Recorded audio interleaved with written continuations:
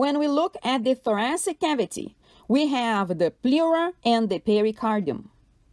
The serous membrane that surrounds the lungs is named pleura, and we have the layer of the pleura that is in contact with the lungs itself, that is the visceral pleura. The layer that is a little further away, it is the parietal pleura, and in between this parietal and visceral pleura, we have the pleural cavity, which is filled up with a serous fluid. The serous membrane that surrounds the heart is the pericardium. The pericardium layer that is in contact with the heart itself is the visceral pericardium, and the layer that's a little further away is named parietal pericardium.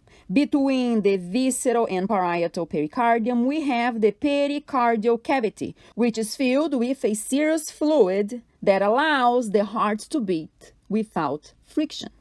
When we look at the abdominal pelvic cavity, we find the peritoneum, a serous membrane of the abdominal cavity.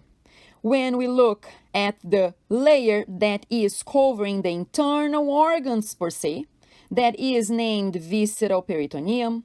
The layer that is against the wall of the abdominal cavity is named parietal peritoneum. And in between the parietal and the visceral peritoneum, we have the peritoneal cavity, which is filled with a serous fluid that allows the movement of the organs that are within the peritoneal cavity.